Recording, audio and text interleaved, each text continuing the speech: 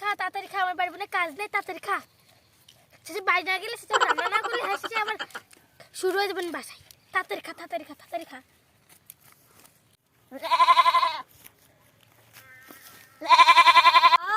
ছাগলটা খুব সুন্দর দেখতি, আর আশেপাশে কোনো লোক নেই, বুঝলি অনেক টাকা পাবানে, তা দিয়ে 3-4 দিন গম করে কাটাতে পারবানে। আর সংসারে অশান্তির মধ্যে শান্তি আসছে না, কি শান্তি রে লক্ষ্মী আমার। দাঁড়া দাঁড়া দাঁড়া দাঁড়া,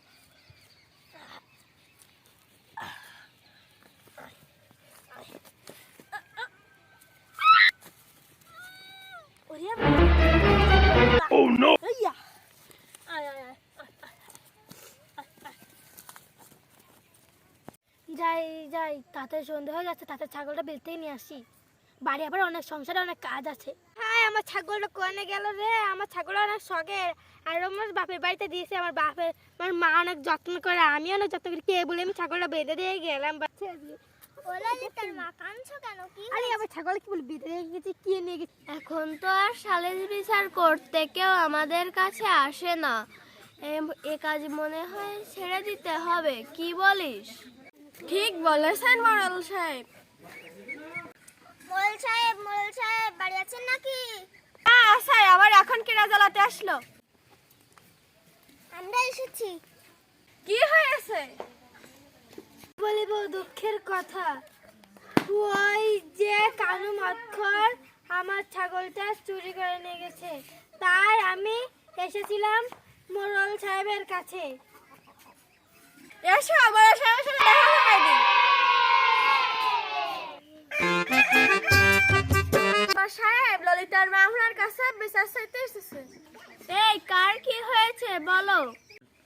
কি বলিব দুঃখের কথা, ওই পাড়া ওই কানু আমার ছাগলটা চুরি করে নিয়ে গেছে, তাই আমি এসেছিলাম আপনার কাছে বিচার চাইতে। তুমি কি করে জানলে যে কানু মদখরি তোমার ছাগলটা চুরি করে নিয়ে গেছে? এই ভাবলাম মা দেখেছে। হ্যাঁ হ্যাঁ হ্যাঁ, আমি নিজের চোখে দেখেছি। ও বুঝলাম, তাহলে বিচার করতে গেলে তো কানু মদখরকে লাগবে। যা, কানু মদখরকে ধরে নিয়ে আয়। হ্যাঁ যাচ্ছি। কি শান্তি এর মধ্যে ফুরিয়ে দিয়েছে রে, কি শান্তি। এক ছাগলের শ্বাস ওই করিয়ে 3 দিন হয়ে গেল আমার, যেমন পুরোই নি। আর বড়দা চুরি করলি না, কতদিন যাবে না?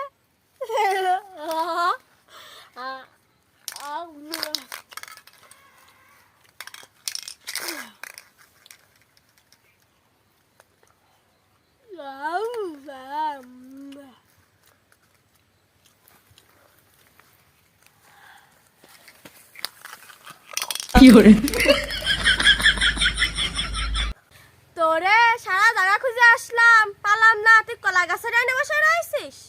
কিডা আসলো? আমার গোবে ডিস্টার্ব করতেছে। পরে আয়, পরে আয়।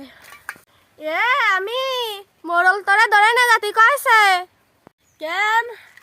আমি এই কলা গাছের দ্বারা বসে রেস্ট নিচ্ছি, তাই তুই কি জন্য জানি না। মোড়লের কাছে যা শুনিস